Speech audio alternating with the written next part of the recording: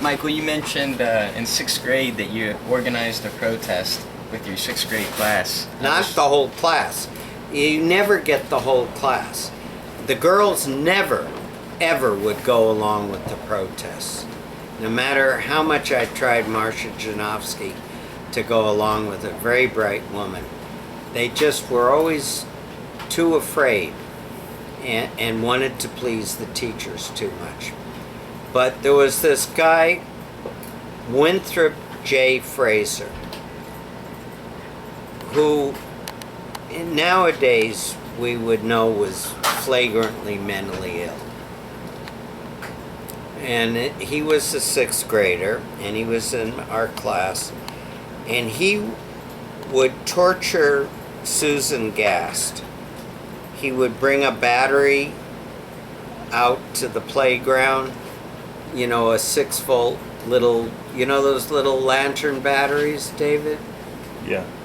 And he would attach electrodes to it and say he was going to electrocute her.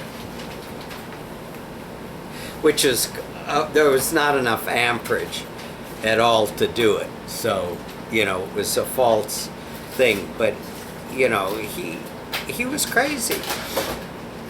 And one day he let air out of the tires. I went to Gardner Street Elementary School, and Rick Nelson and I went to the same school. We're buddies. So there we were, and he had let the air out of the tires of a couple of cars on Gardner Street, and they threw him out of the school. And David Kahn and Eddie Schwartz and I thought that was just totally unfair. Do you know why, Olivia? No. Why would that be unfair to kick a kid out of school for letting air out of tires on cars on the street? Why did they do it? Why did the kid do it?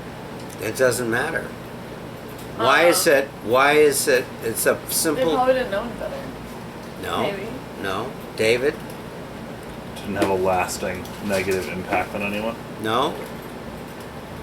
It wasn't harming the school. Huh? It wasn't harming the school. Exactly. It was disconnected to the school. They're not to play general police, right? It's not the job of the school to be the general police. Correct? Yeah. And even in the 6th grade, surely David Kahn and I knew that those are different roles, which means we're clearly socially formal, at least. But we also knew how to get back at the school. So what we did is we lowered the flag. We were on the flag crew. Notice all the pro-social conformistic behavior. I was also the bike crew in junior high, and I also worked in the cafeteria. I had lots of lower class jobs in my life. I've never been a classist. So anyway, so David was the leader of the group, and Eddie, and maybe there was Greenberg. I think there was this one other guy. I think there are 4 of us. And this other guy really likes me, but I hardly know him. And we lowered the flag to half-mast for our dearly departed friend, Winthrop J. Fraser.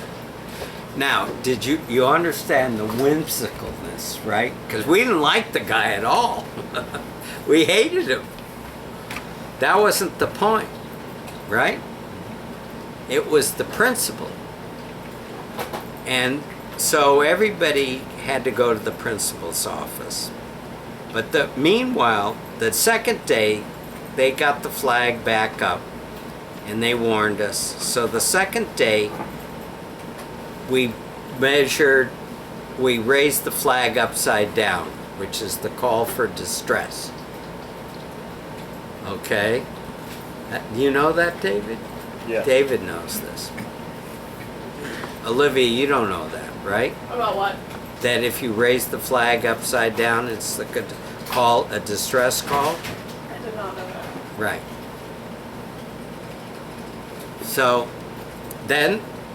they really got mad at us. So the third day, David figured out if he made a slip knot and threw it up to the top of the pole, we could raise the flag to half-mast upside down, and they couldn't lower it. And that's what we did. And David figured out that he could yank on the slip knot, and then they couldn't get it down.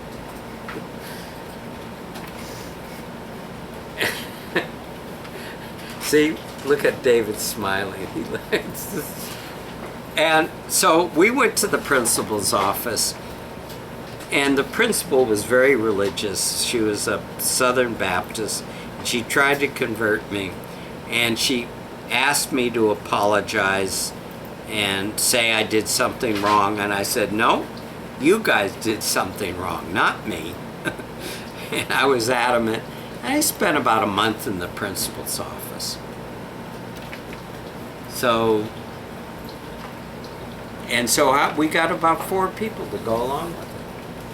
But they all gave in. I never gave in. I became friends with the secretary. We had this. I used to get kicked out of class all the time, so I became friends with the janitor.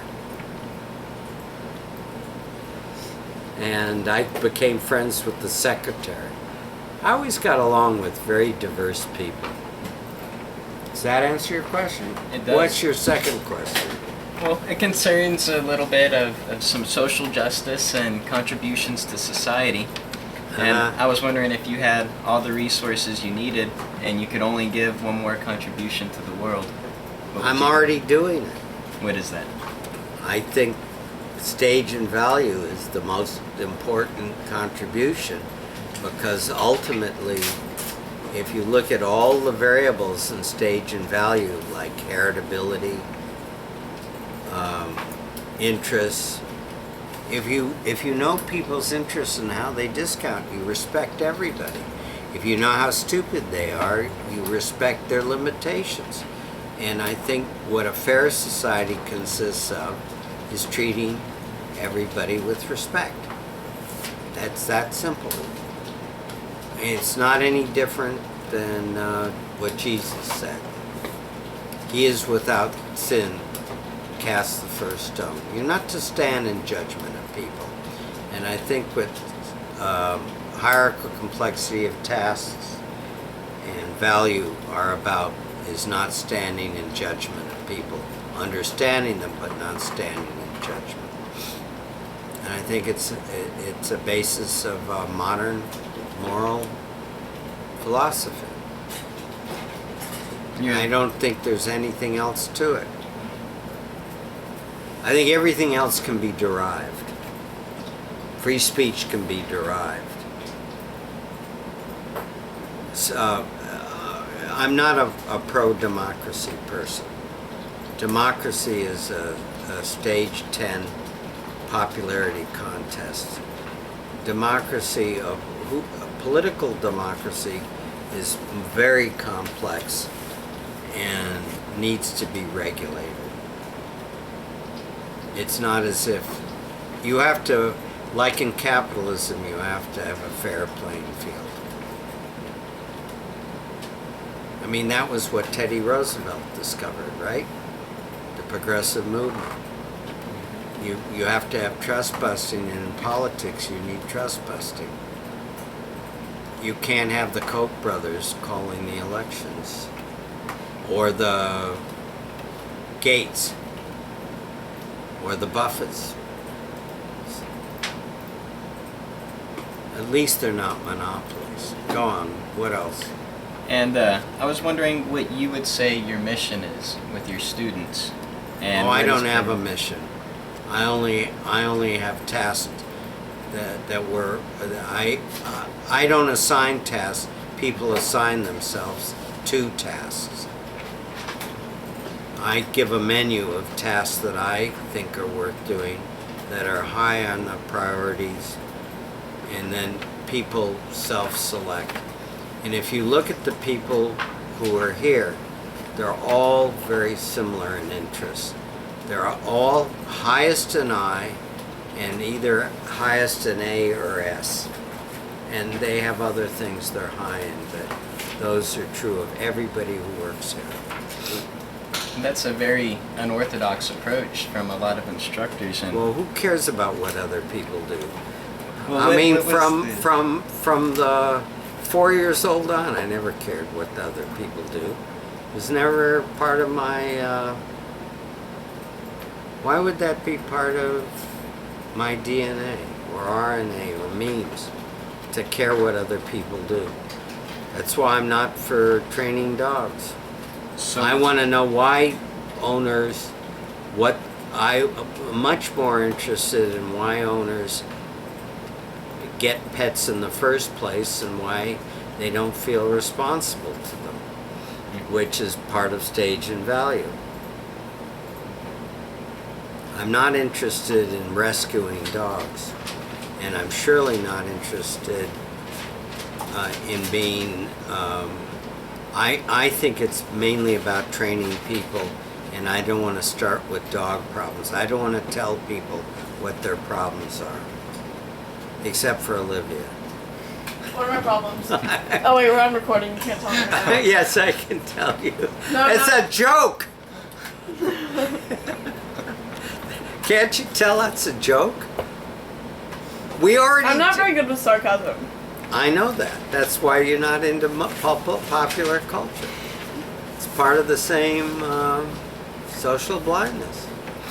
I am very good at sarcasm. I'm terrible at it. I'm very well. We differ. I am sure you would beat me in sailing.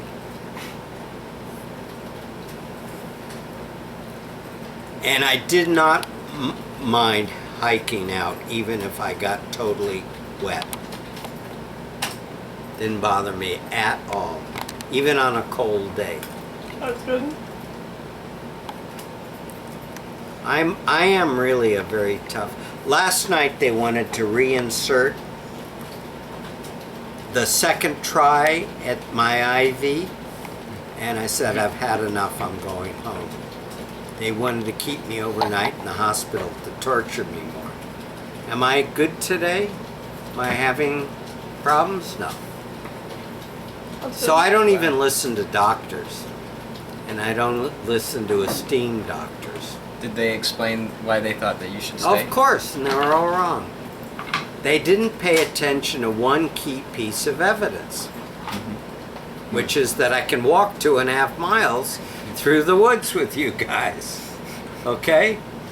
And if they had paid attention to that, they would know that I was, even though I was having some signs of elevation of a heart attack, and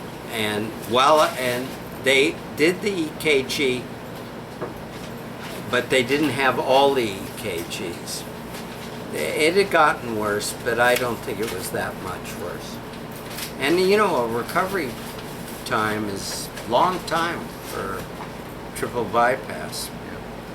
I would say you're okay physically in a low-level sense in 6 weeks, but I think it's about 6 months to a year that you're really recovered. And I know as much as these doctors do. They don't ever tell me anything I don't already know. They wanted to monitor me. I just had it. I want to go home and go to sleep. Eat. What else? That's it.